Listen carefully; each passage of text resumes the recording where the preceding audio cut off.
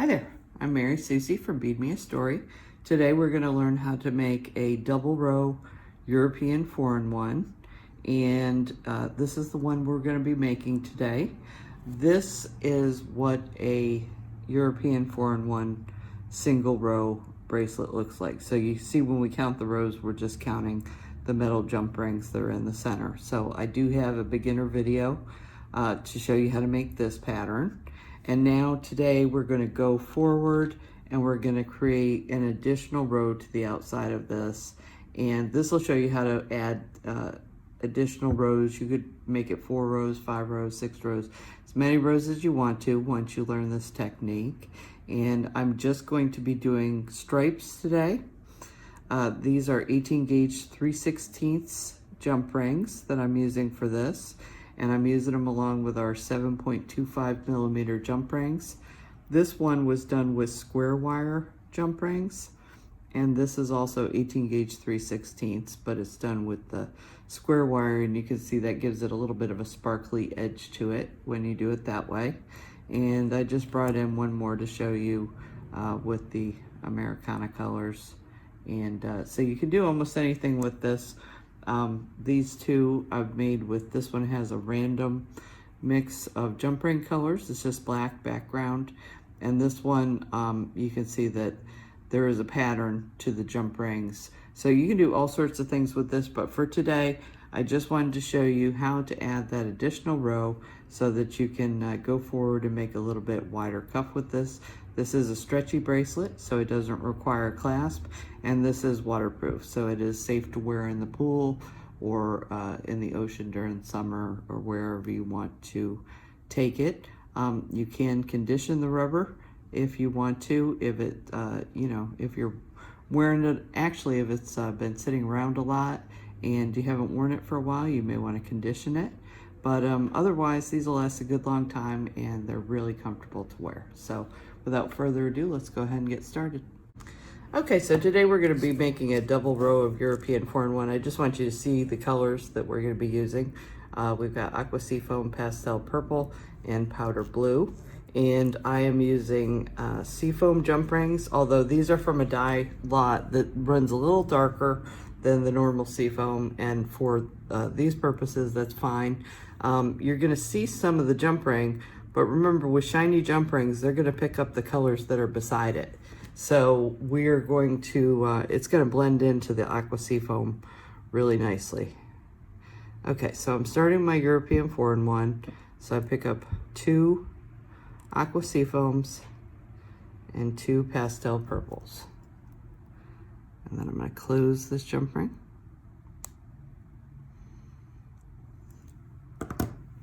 Okay, now when I lay this down, I want the pastel purples to be together and I want the aqua seafoams to be together. And I'm going to keep the aqua seafoam closer to me because that is when I add the row of powder blue, I'm going to work off of it down here. Okay, so you'll notice I have my jump ring and a backward C. If I turn it around this way, you see the part of the jump ring you see looks like a letter C.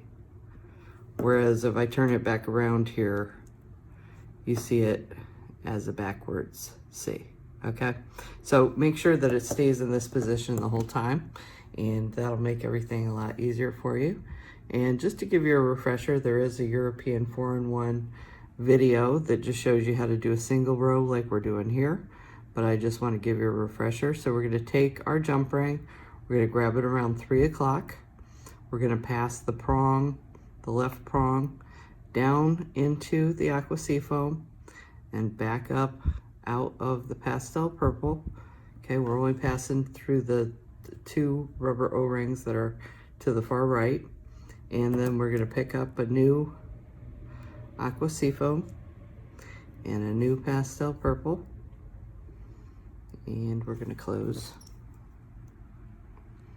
the jump ring.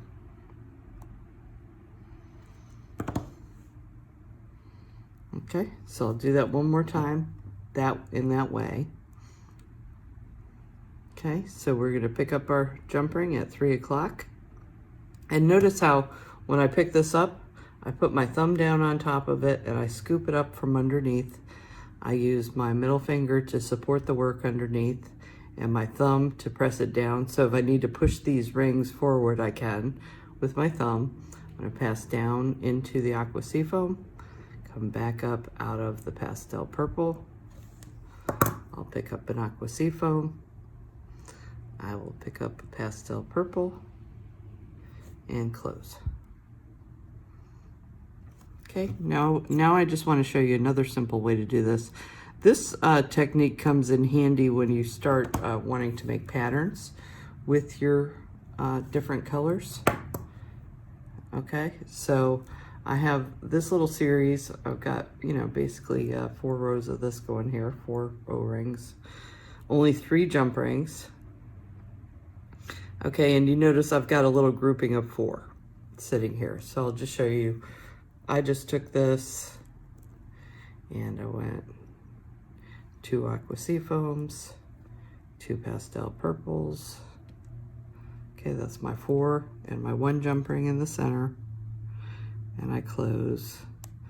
Okay, and I can make a bunch of these little pieces, enough for the whole stretch of this.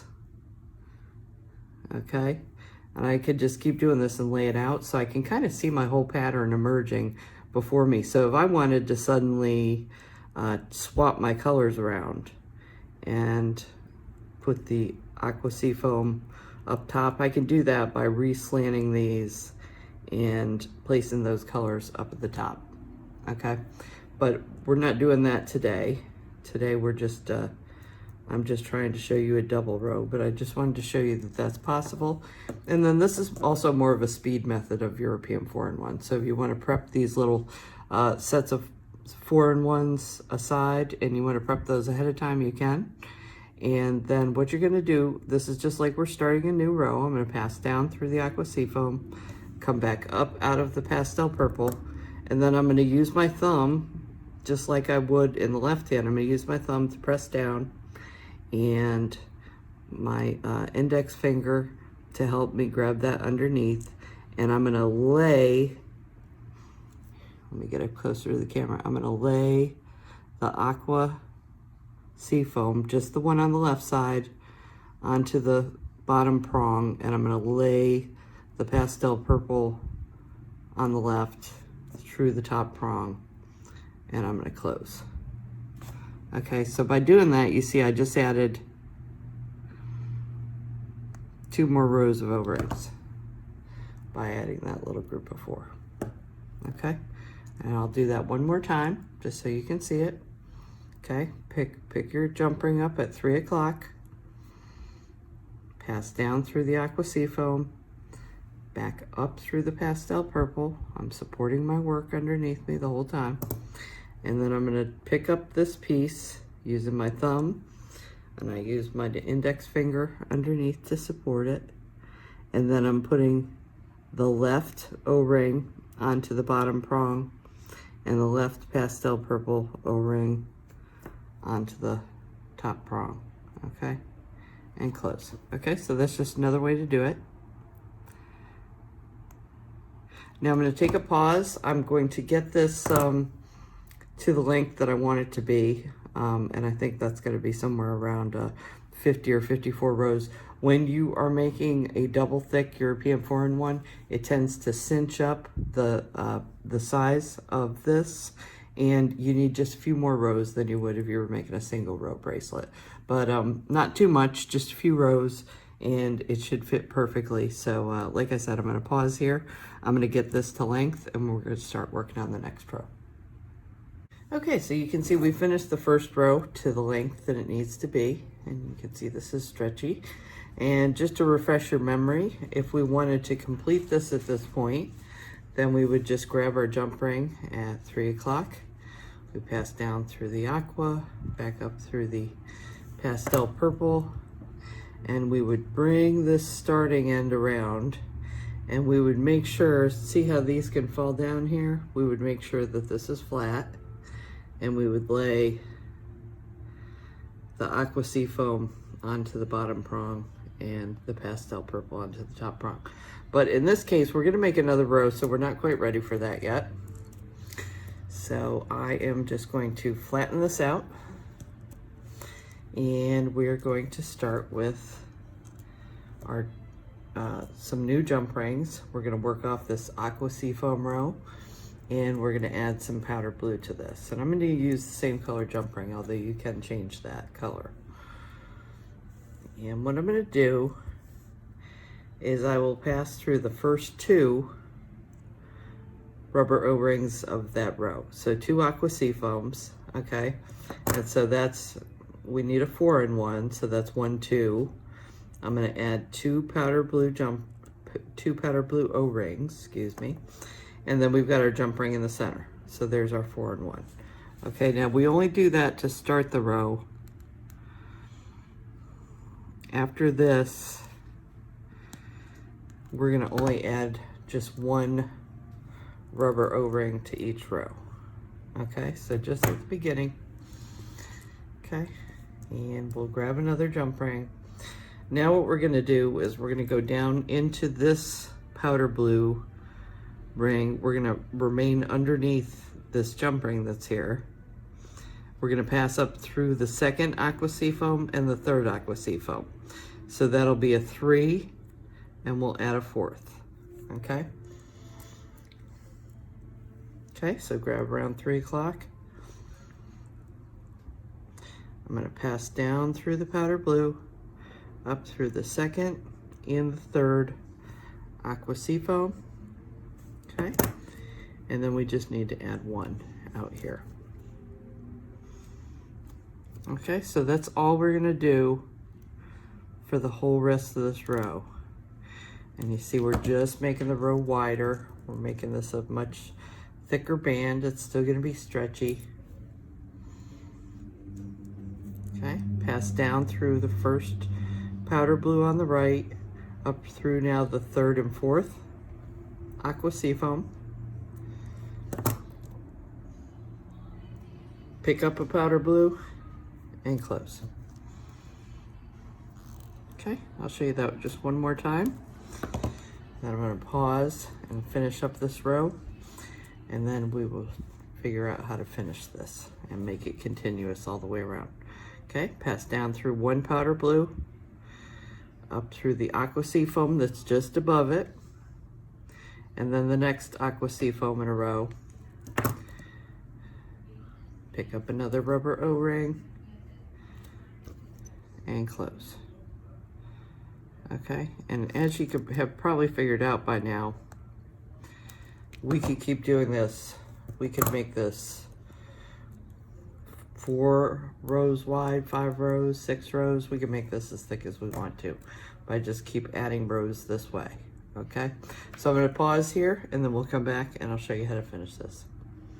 Okay, so we have the full length of the bracelet all ready to go. You can see I've done the powder blue all the way to the end. Now, in some of the European patterns, what I recommend is shorting this row. And when we go to make it continuous, we'll just deal with this first row. So in other words, we would be dealing with just the pastel purple and the aqua seafoam.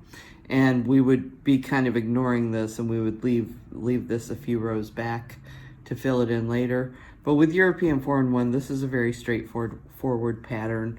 It's very even all the way through, so we're just going to go ahead and take this all the way out to the end so that we can deal with these last 2 rows pretty much at the same time, one after the other. Okay, so just as before, I'm going to pass down into the aqua seafoam and come back up out of the pastel purple. Okay, and then I'm also going to pass down into the powder blue and come back up out of the aqua seafoam. Okay, so you can see I have my 2 final jump rings on the end. Now I'm going to bring the start around, and you'll notice I'm pushing these rings can kind of fall down. We just want to bring them up so everything's flat all together. Okay, and then first I'm going to hook the powder blue. I'm just going to lay that on top of there. And the aqua seafoam, again, I'm just going to lay that on top of there. And I'm going to go ahead and close that jump ring. The other one's just sitting there waiting for us now.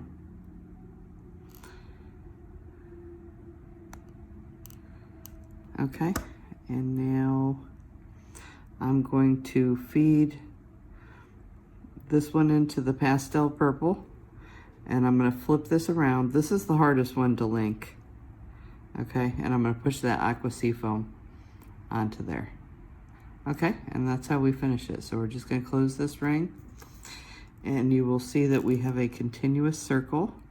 We close this in exactly the same way as we would have had it been just a single row European 4-in-1, except for that we had to do it 2 times. And now you have a perfect stretchy European 4-in-1 bracelet. We did this in stripes. And I also did this with just regular round 18 gauge 3/16 jump rings. But this could be done with the square wire 18 gauge 3/16 jump rings, along with the same 7.25 millimeter O-rings. Now this is one of the smaller O-rings that I recommend, but you can see how dense the pattern is. So if you want to create a picture, these are a nice size of O-ring to do it with. They're also going to provide nice friction for you so that your rings aren't, you know, kind of dropping back and things like that. You can do a much looser European 4-in-1, and I'll do some of those with you later. But this is a great one to learn on, and I hope you got a lot out of this lesson. So I will see you next time. Be sure to like and follow me on YouTube, and visit our shop for any supplies that you need to make this, which is beadmeastory.com. Thank you so much.